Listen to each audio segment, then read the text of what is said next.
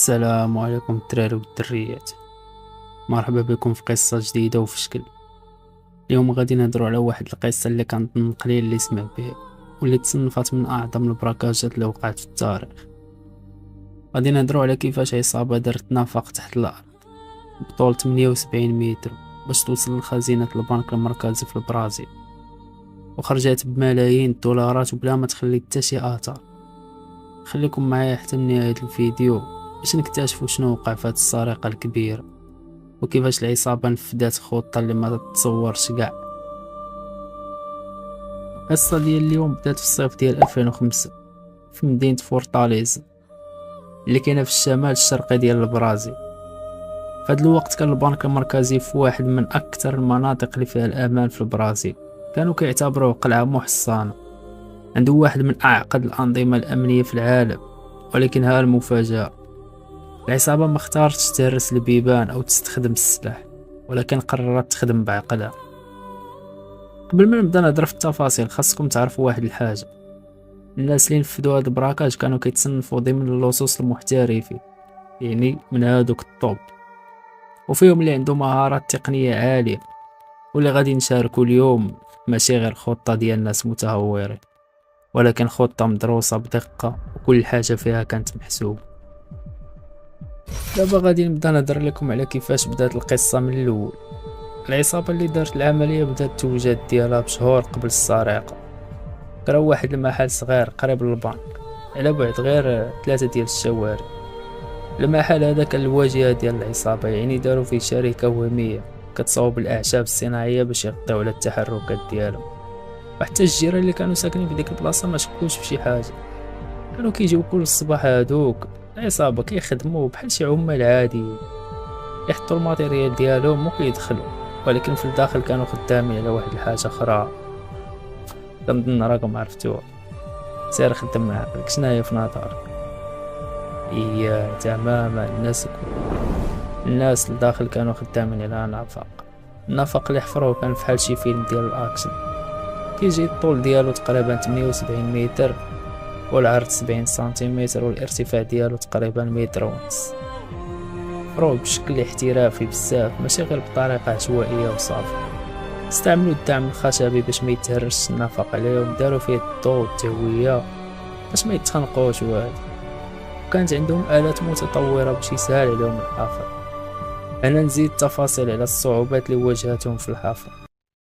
فاش بداو يحفروا واجهوا بزاف ديال الصعوبات، التربة كانت صلبة وكان خاصهم يبقاو يدعموا النفق يوميا باش ما يطيحش.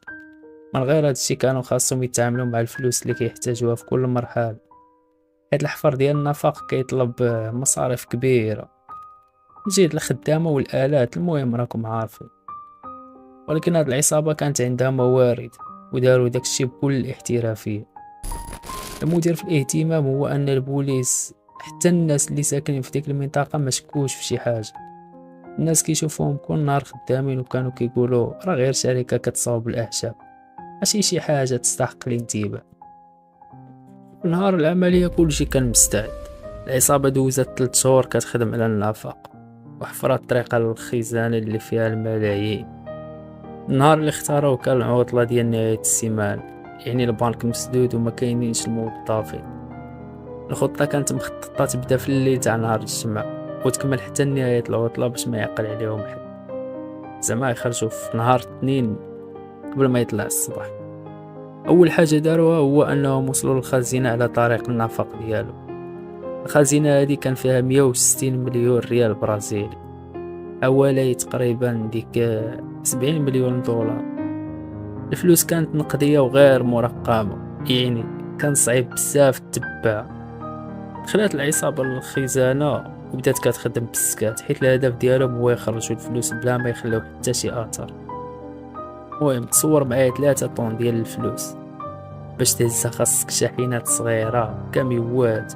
العصابة وجدت صنادق ديال الميكا باش يديروا فيها الفلوس ودوزوها من نفق لطونوبيلاتهم اللي كانوا محطوطين بعاد على الانظار.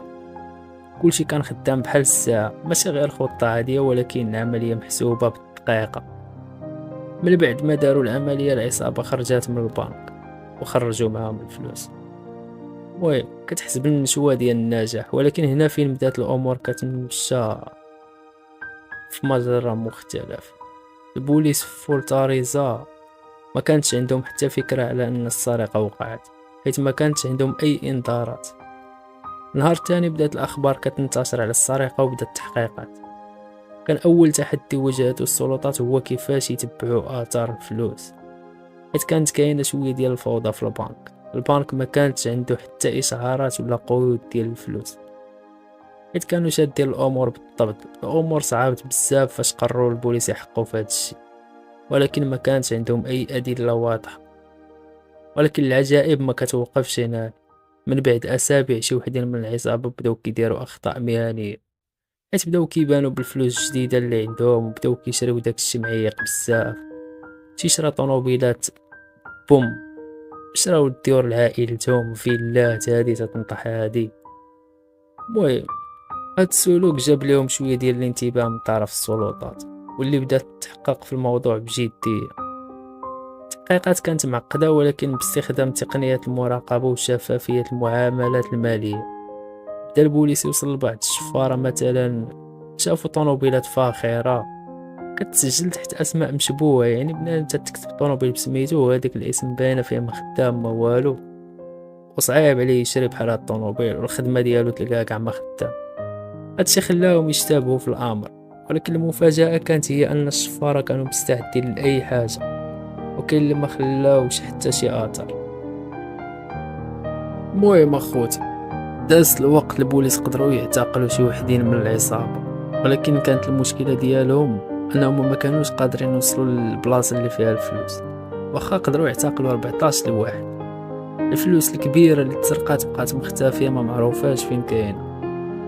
التحقيقات بان بلي شي وحدين من افراد العصابه كانوا بقاو بعيدين على الانظار وبدلوا مواقعهم بعد السرقه. البوليس استعمل حتى تقنيات متطوره بحال تحليل البيانات والبرمجيات المتخصصه، ولكن ما زالت شي ما جابش نتيجه واضحه. حتى الاعلام بدا كيهضر على سرقه البنك المركزي، وكل شي كان كيتساءل فين مشات الفلوس. المهم في هذه القصه كتعلمنا عده دروس. اولا يبين ان التخطيط الدقيق والاعداد المحكم كيلعبوا دور كبير في نجاح العمليه. العصابه كانت واعيه بالعواقب، ولكن اختارت تخدم بعقلانيه، وهادشي اللي كان السبب الرئيسي اللي خلاهم ينجحوا في البدايه. وثاني حاجه، حتى الاذكياء ممكن يرتكبوا اخطاء. العصابه على الرغم من نجاحها الكبير، ولكن التصرفات المتهوره لبعض الاعضاء اللي بداو كيجيوبوا لهم الشبهات حتى جابوا عليهم العيد، وتفتح التحقيق من جديد، وتم اعتقال 14 لواحد. في الختام، القصة ديال سرقة البنك المركزي البرازيلي كتعلمنا بزاف من الدروس. بغض النظر عن مدى الذكاء والتخطيط المحكم، خاصنا نفهموا أن كل عمل غير قانوني فيه عواقب. العصابة كانت عندها خطة مثالية، ولكن الأخطاء البشرية وعدم الحذر في الأخير كانوا السبب في فشلهم. الفلوس اللي تهربات باقا مفقودة، ولكن الدروس المستفادة من هذه القصة باقا حية. الجشع والتباهي ما كيديوش إلا للندم، والعادل حتى لو تأخر كيوصل في النهاية. إذا كيفاش كتشوفوا أن الفلوس يمكن تشري كل شيء، ولكن ما يمكنش تشري الذكاء والحنكة؟ واش كتشوفوا أن الأمور غادي تبقى بحالها، ولا فعلا الناس غادي يتعلموا من الأخطاء ديال هاد العصابة؟ خليو لي تعليقكم في أسفل الفيديو، وشاركوا معنا الآراء ديالكم. إلا عجبكم الفيديو ما تنساوش ديروا لنا ديك لايك وتبارطاجي مع صحابك. اكتبوا لنا في التعليقات شي كومونتير يكون زوين، والموضوع اللي بغيتو نهضروا عليه في القصة الجاية. تهلاو اخوتي، نشوفكم في فيديو الجاي.